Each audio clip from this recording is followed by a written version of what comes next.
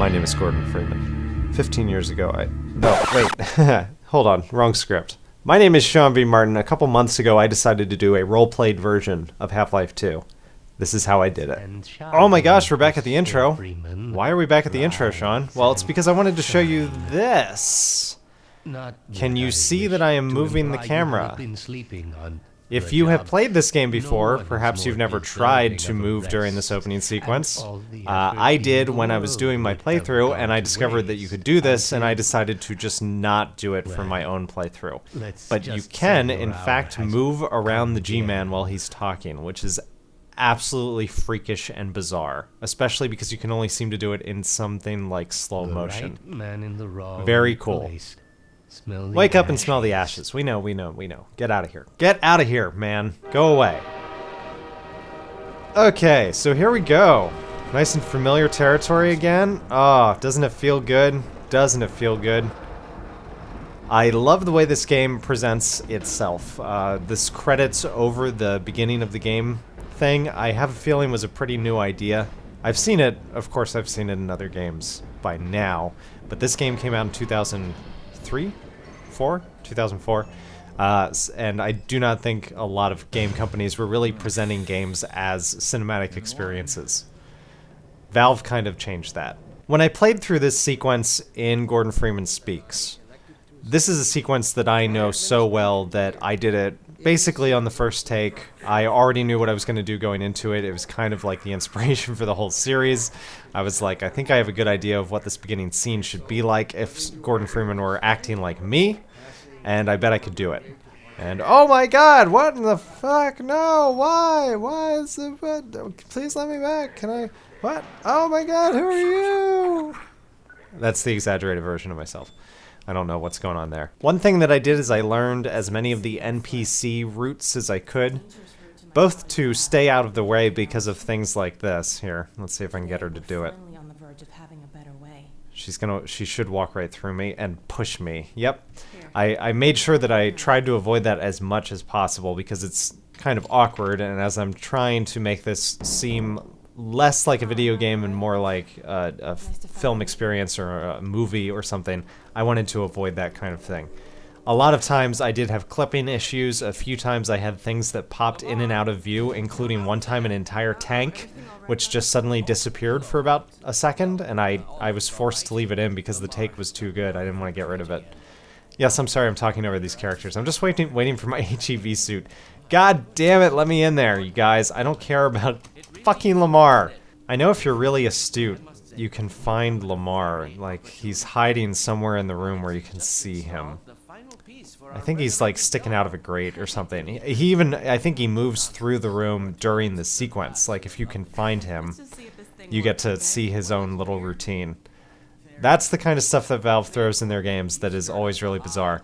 There are YouTube videos, maybe I'll try and find one, throw it in the info, of all of the different G-Man appearances in the game. There are many. I showed at least one in Gordon Freeman Speaks. One that is always very memorable for me at the Red Barn. If you remember, that's where he shows up.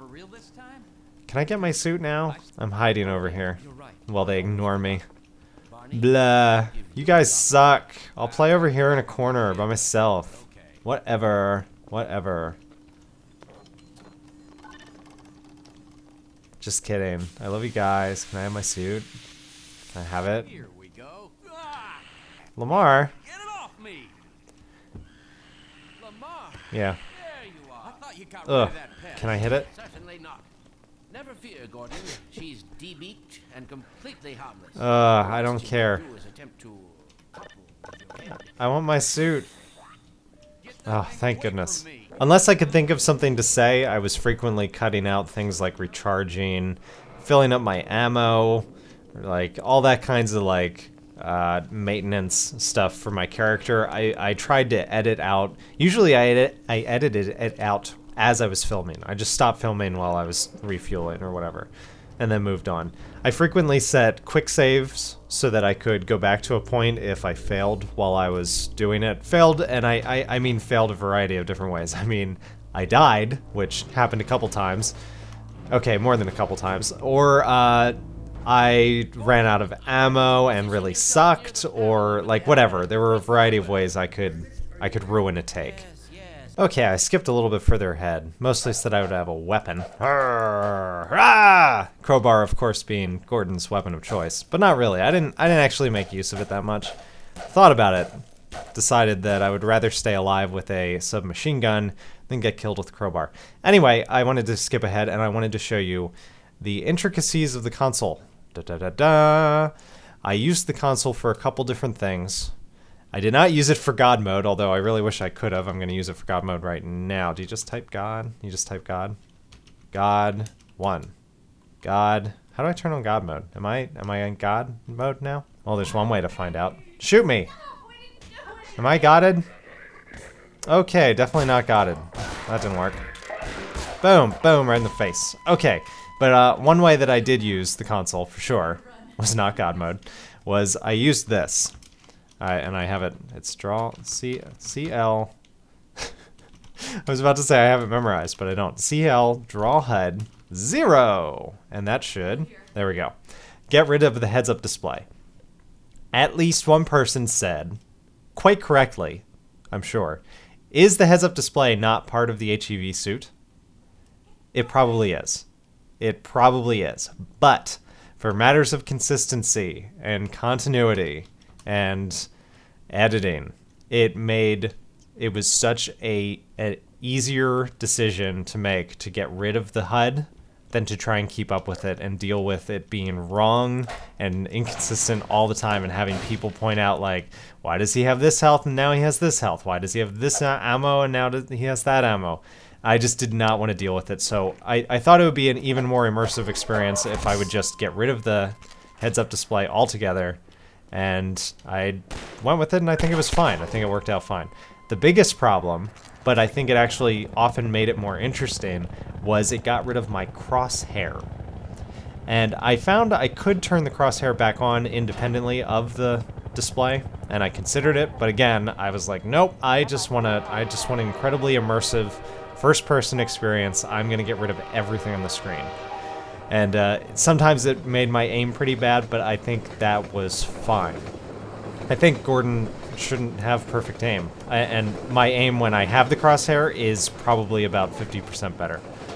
So it was more fun to screw up every so often and look like I'm just getting frustrated and angry. Frustry? That's a new word. It's a combination of frustrated and angry. Hey, I was just telling them that my aim was better. At least let me not be a liar. Okay, well I turned on Buddha mode, and it actually says Buddha mode on. That means that my health will not go below 1. But for some reason, no clip doesn't do anything, and neither does God. What does that mean? What am I doing wrong here? Will this do anything? Damn it, I wanted to try and create Alex. Apparently I don't know how the console works, or maybe it just doesn't behave the same when you're in single player. That would probably be, that would be my guess. Hey, I'm trying to do a walkthrough here, behind the scenes. Leave me alone. Ravenholm was probably the part that I was looking forward to the most out of the whole series. It's the one part of the game that really ventures outside of the futuristic sci-fi arena and moves right into the horror genre. It's kind of bizarre how much one game can make you feel so many different ways. When you get to scenes like this and you're just confronted with the absolute grisliest things, it's pretty fantastic. It's pretty awesome. Hey guy, what's up? And even after 7 years, the graphics in this game just look so great. Don't worry, I'm Buddha mode, guys. I can't die. Boom. It looks so great that, like, even the lighting and everything, it still looks realistic. It's just, it's very nice. Good game. Stands the test of time. Hoya! Boy, it is weird and fun having Buddha mode on. Not being able to die is just bizarre. Because I can be so close to explosions and fire and everything, and it doesn't matter. Hey, wait! I thought it didn't matter! Ew! Ew! Highway 17 was a part that I had to decide what I wanted to do, because... Come on down. This was a pretty good gag right here, I thought, that I had with my watch. I liked that. That was, I thought of that because you guys were always pointing out how I'm never wearing a watch, and I do that watch checking thing all the time. And then during this sequence, Gordon lost his watch because the giant magnet sucked it up, which I thought... But no one pointed that out. No one pointed that out at all. I thought about that really hard, you guys. Anyway, Highway 17. Come on. Come on. Oh, damn it. Sometimes you actually do land the right way, and you can just keep going. Ah, I hate these things. As Gordon Freeman might say. I made use of that phrase a lot. Damn it! God! Ah! Leave me alone. Let's do this again. Highway 17, like I was saying. I made frequent use of editing. There were entire segments that I just completely cut. This is a video game, not a movie, and therefore it is paced differently. Where do you go? Oh, I'm gonna forget already. What are you doing, Sean? The driving sequence is long. There are also long driving sequences.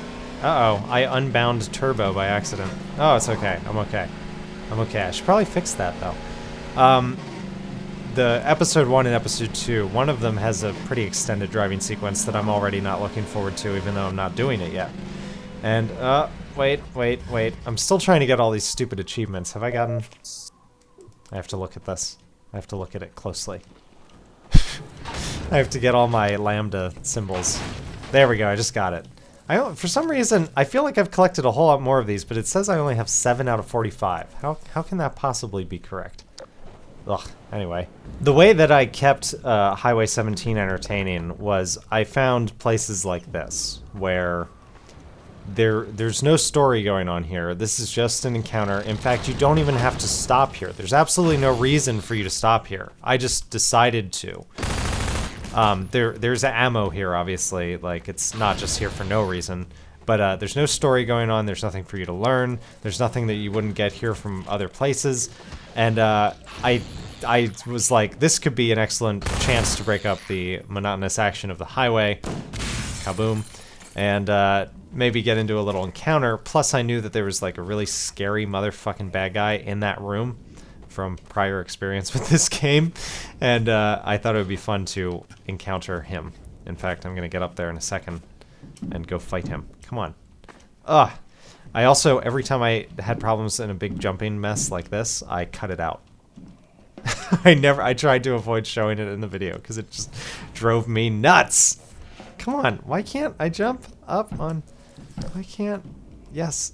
Oh, B1 with the box, Gordon. B1 with... There we go. Okay, jeez. Why is that so hard? Oh, I just got another lambda symbol. Hey, okay, there's the first little scary thing.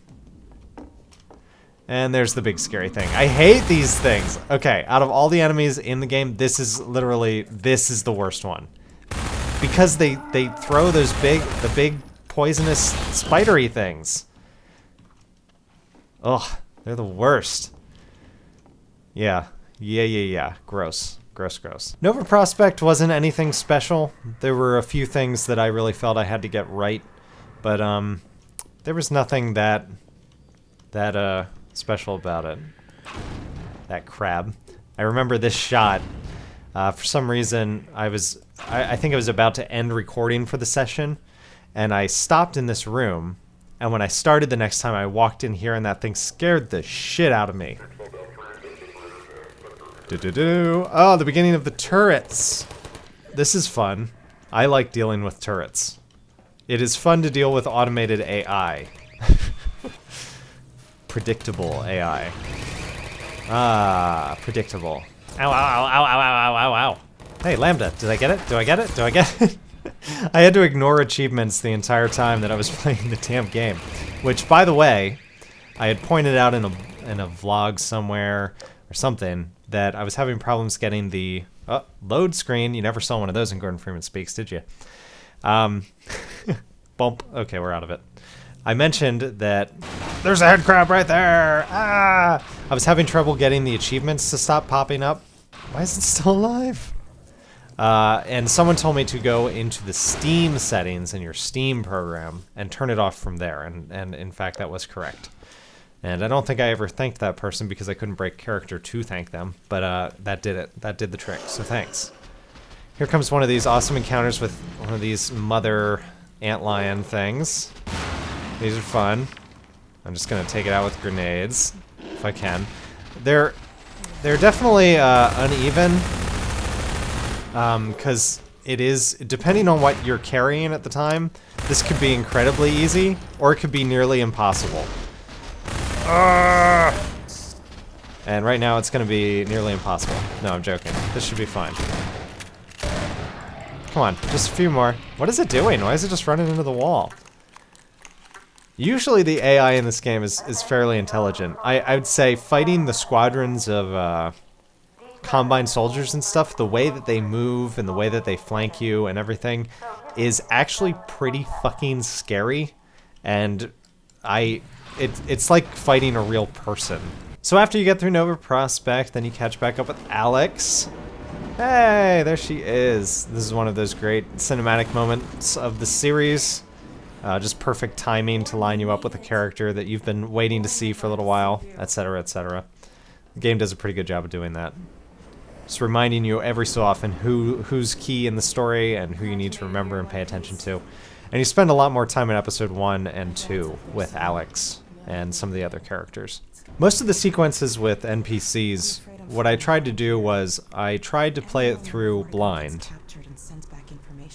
So I would just be listening to her talking and I would try to respond in real time. She pauses between her lines, which frequently gives you a chance to get at least a couple words out. And yeah, I like blowing things up. I'm just gonna keep doing that. If I had like unlimited grenades on this thing, that's all you'd ever see me do. But anyway, so I would try and run it through blind and just talk to her as if I were responding, hearing her words for the first time, which basically I was, because it had been a little while, months or some scenes, probably years since I'd seen or heard these lines. And then if it didn't quite work out, I would go back and do it again. I tried to never make it sound rehearsed. I didn't want to sound like I was... One of my problems with Freeman's mind, and I love the series. I'm not saying it's a bad series, but one of my problems with the series is that his lines are clearly written. He's clearly worked on the lines, scripted them. Maybe some of it is improvised, but for the most part, he's written all this out, and I just think it's weird. I think it should be more natural. I think it should be more flowing and just come from the scene, and it seemed like he was doing a lot of thinking. A lot of thinking that I don't think Gordon Freeman would have the time to do most of the time. Shotgun! Yeah. Right in the face! Then after Alex gets stolen from you again to set you up for the final encounter, you get reunited with Dog, Barney, and they play characters until the end of the game pretty much. Dog disappears again for a while. But they both show up in episode 1 and episode 2. And this sequence is pretty awesome, and it actually, the take that is in the show was the first take. It came out incredible. I kind of forgot exactly how the blocking worked for this sequence. What I'm talking about is, hey, you guys leave me alone. Dog does this. And I was watching that happen while I was fighting these guys, which clearly you're supposed to be lured over here by these guys. That's what they wanted you to do. And yeah, I happened to get out of the way of this at like the last possible second, and I didn't even know it was coming this way. So that was one of those like awesome accidents that happened while I was filming that just made the series a little bit more awesome. So thank you, Dog, for that awesome placement of the tank. Good job. These randomly generated characters who fight for you during Follow Freeman, which is the chapter that is coming up if it hasn't already started, are random. So that means that I had some real problems editing with these guys, and it basically meant that I had to do this entire sequence in one take without having too many mess-ups. Because it would mean that one time when I came through here, this would be a black woman.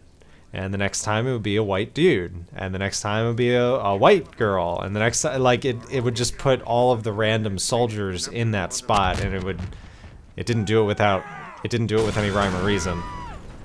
Da-da-da. So it really messed with my continuity. Same here. These guys would all be different. See, this time I didn't get any women. Is that a... Okay, no, I lied. There is one girl. Sometimes I'd have 3 women. Sometimes I'd have none. It was really bizarre. And then this sequence right here, I don't know what is supposed to happen during this, but I tried this like 3 times, and you just have to wait for this to open. Let us know where you want us, Dr. Freeman. I guess that they just want you to play with this command to like send people around, and they're giving you the time to do it. But it meant that during my playthrough, I was like making up things. I'm like, guys, let's go over here. Let's look through this thing. And I'm just staying in character, wondering when I'm going to find the door out of here, when I actually just had to wait for that thing to open, which is completely up to the game. And then you can go through here. Follow Freeman. I love the constant presence of Dr. Breen, his overwhelming, like, big brotherly presence, and how you can constantly destroy it. You can pull down the TVs, and later when you're in the Combine, you can eventually destroy those screens that he's talking to you on. It's fantastic. It's a great, great device in the storyline. And then these Striders, man, these make a fantastic bad guy. Not only are they incredibly cool to look at, and their attack thing, which I wasn't really able to look at most of the time because I was trying to survive them, their attack is amazing to look at. The way it pinches the graphics, I don't even know how it does it. Oh, it's so cool. Striders are an awesome, awesome bad guy. Bowling! Bowling for bozos. Boom. Hey.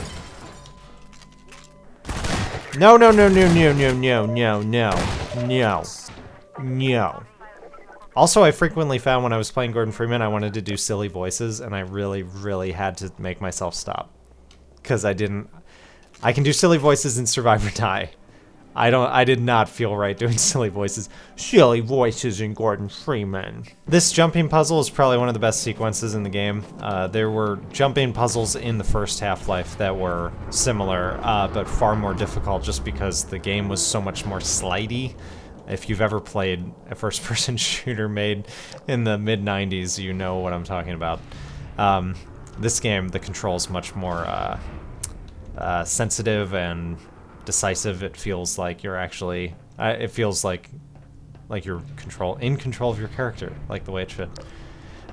So this segment actually could have been longer for me. I did not mind the outside jumping puzzles, or whatever these are, the inside jumping puzzles, I guess. Striders, they're so cool. They're so cool. What a neat design. You get to do an awesome, awesome fight with those guys in one of the episodes. Involving a vehicle. It's awesome. So obviously the best part of the game starts right here. Once you get your super gravity gun, which I don't think that's what it's called. It must be called something else. And you can start doing things like just tossing around bodies. It's just fantastic. The other thing is eventually your health and shield get supercharged. Oh, here it is. It already happened. Which I didn't really get to show because, as I mentioned before, the heads-up display was not a part of the series. But, oh man, this part is just amazingly fun. Come on, guys. Let's do it. Oh, it's so fun. How far away can I pull him from? Pretty far. And then I can throw them into each other. Oh, it's just amazing. Come here, you. And kaboom! Whee! Ooh, ooh, ooh, ooh.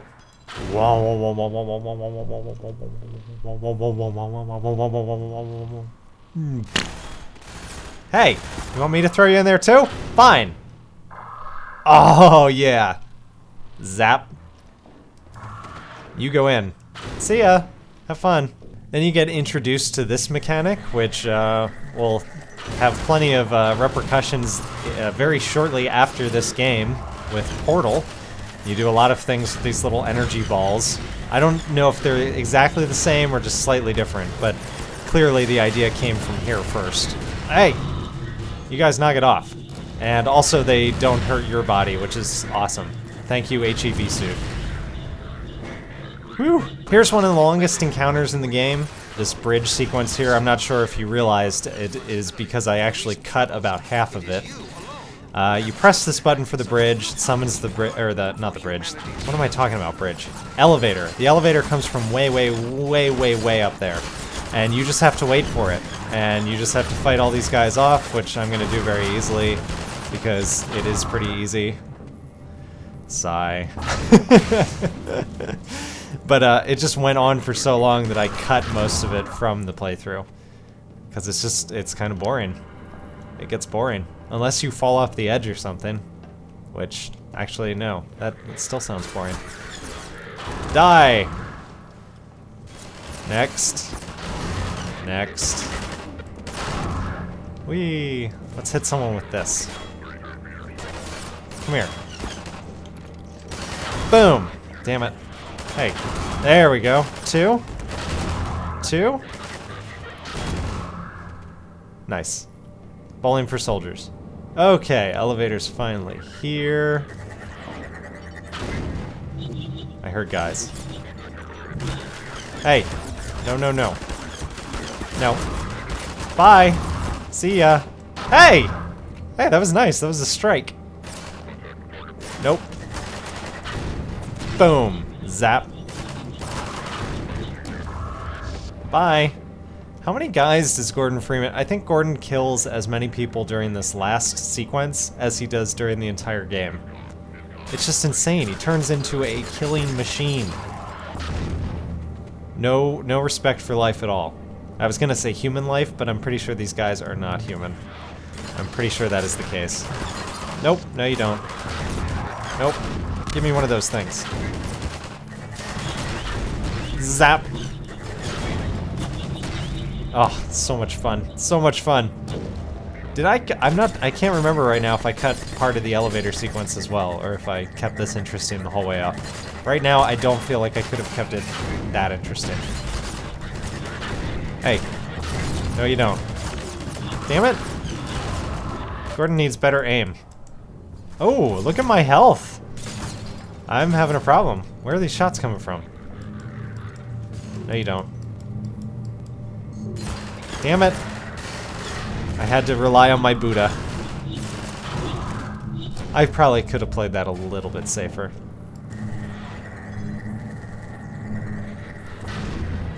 Come on.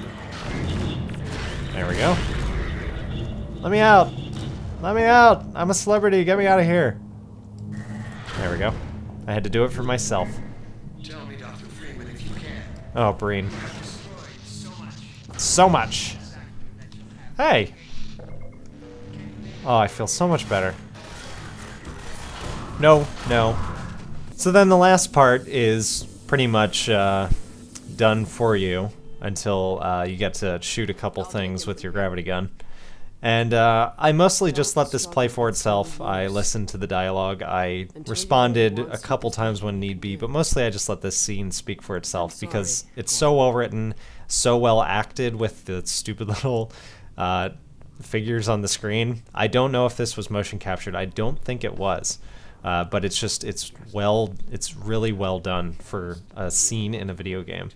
All right, so here's the part where Judith grows a little bit of balls and you know, something happens and then I finally get in control of my body again. Damn it. Let me out of this thing. Ah! Alex has feelings. Alex has feelings. She's like invested. She's like, that Gordon, I love man with goatee. I don't know. I don't know what she's thinking. But I can tell. There's something going on.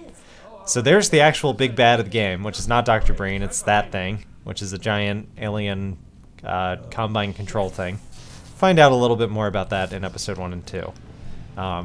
But that is the big reveal of it, which if you're not really paying attention, you might not even know what you're looking at. Which is kind of cool. It's kind of interesting. The gravity gun. Hey! He doesn't have a clue, does he? Nope, no idea. I love this thing. I love this thing so much. Alright, let's go out there and end the game. So then you have to go through what is probably one of the hardest sequences of the game. If you're doing it for the first time, you're probably going to get defeated by it a couple times. I've played this game enough times that I think I got it on my second try for Gordon Freeman Speaks. Oops. I guess I'm not still on Buddha mode, and I guess I'm not getting it on my first try this time. Hey, let's try that again. Hey, you guys, leave me alone. Hey! Leave me alone. Don't walk into these things. They are dangerous. Blah, blah, blah. So here's your last hurdle. You have to get up here, and if you watch my playthrough, there's actually a cut right when that white flash occurs. There's a cut right there, because I didn't like the way I ended up finishing the level, and I decided to do it again. It happens sometimes. So anyway, the first thing you gotta do is take care of these ships, which I realized later I could have done it this way. Uh-oh. Hey! I guess I destroyed that ship a little bit too close for comfort. Okay, so after you take down those ships, which I obviously did, because they're gone now, then you have to do this, which is boring, but necessary. You have to destroy all the panels on the little thing there.